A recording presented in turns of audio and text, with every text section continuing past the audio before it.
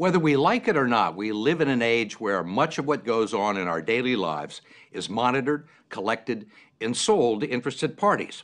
Our driving records, our medical history, our internet traffic, and most importantly, our credit information. A mistake on your credit report can cost you money. It can increase the interest you pay on your loans, prevent you from getting a mortgage or buying a car, landing a job, or getting a security clearance. It's not uncommon. A new government study to be released tomorrow indicates as many as 40 million Americans have a mistake on their credit report. 20 million have significant mistakes. And our own investigation of the credit reporting industry shows that those mistakes can be nearly impossible to get removed from your record. The story will continue in a moment.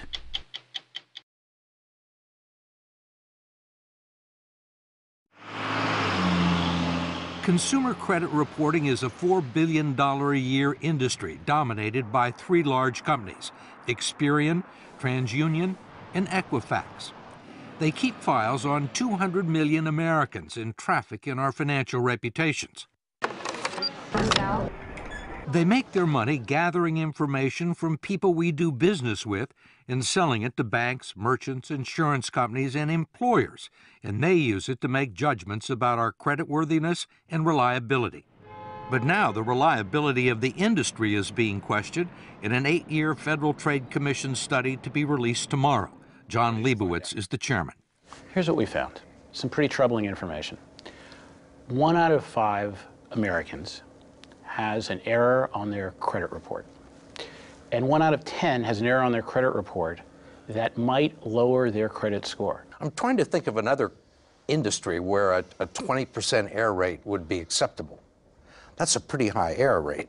It's a pretty high error rate. I think the more we look at this and the more the American people know about this, the madder they're going to get.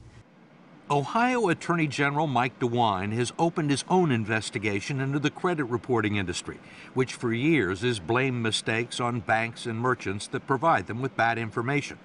But DeWine argues the fault lies with the industry for what he says are clear violations of the Fair Credit Reporting Act. Do these companies have a legal responsibility to make sure that the information is accurate?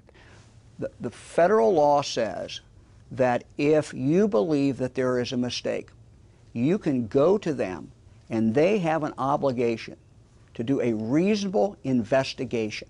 They're not doing a reasonable investigation. They're not doing an investigation at all.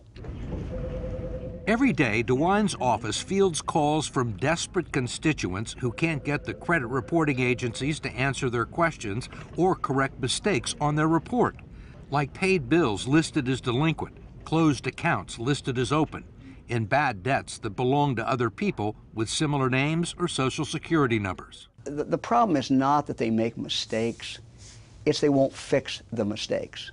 It literally is like this, guy behind the curtain in The Wizard of Oz. You really don't know what he's doing.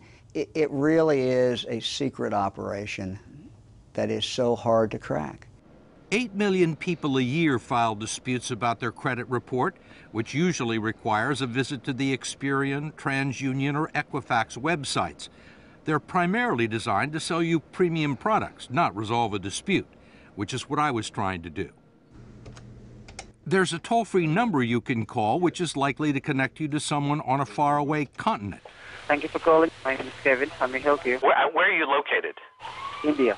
India? But regardless of where they are or who you talk to, they won't be much help. Okay, so really, you can't do anything for me. I've just been talking to you for 15 minutes. I mean, the only thing you can do is to tell me to fill it out online. Yes, Mr. Croft. Okay, thank you. Besides the toll-free number, they also give you a post office box address where you can send a letter and documents supporting your claim. In each case, it's extremely unlikely that anyone with the authority to resolve your dispute will ever actually see it. Ask Sandra Cortez, a California accountant whose credit report confused her with an international drug trafficker. It took her 5 years to get it fixed. Or David Smith, the retired Army officer whose credit report listed a bankruptcy that wasn't his and triggered a foreclosure proceeding against his house in South Carolina. He's still dealing with the fallout. Or Judy Thomas, a trauma nurse with a horror story worthy of Hitchcock or Kafka. There's nobody to go to. There's nobody. You just keep making phone calls and you just keep writing disputes and you keep sending them your social security number and they don't care. Thomas, who manages 2 medical centers near Cleveland, says it all began in 1999 when she went shopping for a new dress and applied for a store credit card to get a 15% discount. She was denied. Was that the first time you'd ever been denied credit? Yes, very first time. Ever? Ever. Ever. But certainly not the last. It became a regular occurrence. The personal credit reports she got from Experian, TransUnion, and Equifax were all clean and without blemish. Yet she kept getting rejected and couldn't find out why. I would get a consumer report and it would look fine. I would go to the bank and they would tell me, oh no, you have all this debt. But no one would tell me what was on there. They wouldn't tell you what the debt No. was. And they wouldn't give you a copy of the report No. that they had. Nope. It took Judy Thomas several years to discover what almost no one knows, that the credit reports the agencies send to you are different than the ones they sell to banks, merchants, and mortgage brokers. And she only found that out when a loan officer left her file on his desk and walked out of the room. And what did you see? I saw debt from Utah Medical Center. I saw debt from a veterinarian clinic in Utah. I saw collections for a Judith Kendall. Judith Kendall. Not Judy Thomas. Correct. What's going through your mind? What the hell is she doing on my credit report? What the hell is her debt doing on my credit report? You think this would be very simple to get straightened out? You would think. Yeah, you would think. This is my Judy Thomas versus Judith Kendall file. Instead, it became a 6-year battle with credit agencies, requiring box loads of correspondence to try and prove that she was Judy Thomas, not Judith Kendall, all to no avail. You got a lot of time invested in this. How important are these documents? It's my life. There are logs of daily phone calls to dispute centers, hundreds of letters to Experian, Equifax, and TransUnion, even correspondence from Judith Kendall's creditors in Utah, acknowledging that the debts on her credit report aren't hers. I would get letters back from these companies saying this, in fact, is not you. You still couldn't get it off your credit report? No, I sent copies to the credit bureaus, and they would come back as mine, verified, verified. I also hired a local attorney to try and straighten it out. We had everything certified, that this is Judy Thomas, this is where I live. I've never gone by the name of Kendall. I've never even been to Utah, let alone owing a cable company in Utah. And what happened? Nothing. Nothing? Nothing. What kind of problems did this cause for you? I couldn't refinance. I couldn't take advantage of the interest rates. I couldn't get a car. I couldn't co-sign for my children's student loans. And I'd worked hard for my credit. And these people were taking it away from me. Finally, Judy Thomas took the only recourse available to her. She sued Equifax and TransUnion in federal court. And after a year-long battle, the credit reporting agency settled for an undisclosed sum and promised to clean up her file. Did you think it was going to take a federal lawsuit? Heck no, it just takes a human being going, wow, this isn't Judith Kendall, let me fix this. That's all they had to do.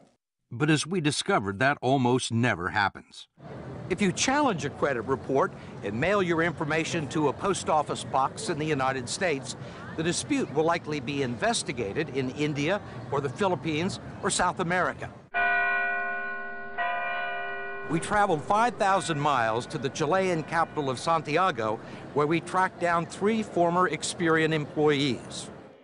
Carolina Herrera, Rodolfo Carrasco, and Enzo Valdivia were all dispute agents at Experian's National Consumer Assistance Center, although they say they weren't able to offer consumers much assistance. So if somebody had a problem with their credit report, they would send in a complaint and it would end up with you? Yeah, probably, yeah. So how many of these did you have to do a day? 90. 90. 90, yeah. Did you consider yourself investigators? No, not at all. Did you have any way to investigate these claims? No, we No. didn't. You can call the person. You can't pick up the phone and call them? No. No. Did you have phones? No. No. Could you email them? No. Did you have the authority to say, wait a minute, after looking at somebody's file and say that, this is somebody made a mistake, this person doesn't owe this money? No, we didn't have that power. All they did was read the disputes and reduce them to a 2-digit code like never late or not mine. It was then sent with a 2 or 3 line summary and no documentation back to the bank or department store that furnished the original information. If there was a difference of opinion between the creditor and the person who was filing the complaint, how was it usually resolved in favor of the creditor? Yeah. Yeah. The creditor was always right. Mostly we took for granted the word of the bank. If the bank said, hey, this guy owns $100, so it is. None of us have ever interviewed anybody in Chile from Experian, and we've got a federal court ordering them to bring these people forward, and we're still waiting. Much of what's known about the inner workings of the consumer credit agencies come out of lawsuits filed by Len Bennett and Sylvia Goldsmith, who have subpoenaed company records and deposed employees and executives. They say under the current system, there is no way for people like Judy Thomas to get their problem solved. So all these people who take the time to meticulously document a case that the bill isn't theirs or the bill has been paid, that is never seen by anybody? It's not seen by anyone who considers it in determining whether or not information will be removed from a credit report. It's not forwarded on to the person who has the complaint with you? No, it is never forwarded on. Never forwarded on to the creditor. We can get a jury verdict for $1 million. That's chump change to some of these bureaus. They would rather pay a verdict in $1 million than to actually go in and change the policies and procedures that they have, because that's much more expensive to them. I can say this without qualification. The dispute procedures used by the credit reporting agencies, uniformly used, completely fail to comply with the Fair Credit Reporting Act. Courts have found that. The Federal Trade Commission has found that. It's not even a close call. Ohio Attorney General Mike DeWine agreed. I think the industry is a mess, and I think the impact that has on real people is just unconscionable. You think they're breaking the law? I think they're breaking the law. There is no doubt in my mind they are breaking the law. We wanted to talk to Equifax, TransUnion, and Experian, but like most consumers, we were unsuccessful. The agencies referred us to the spokesman for their lobbying group in Washington. He, too, declined our request for an on-camera interview, but did provide a written statement, citing an industry-sponsored survey that showed 95% of its customers were satisfied with the dispute process. The industry maintains it's in compliance with federal law. Go to 60minutesovertime.com to find out what you can do if you think there's a mistake on your credit report. Sponsored by Lyrica.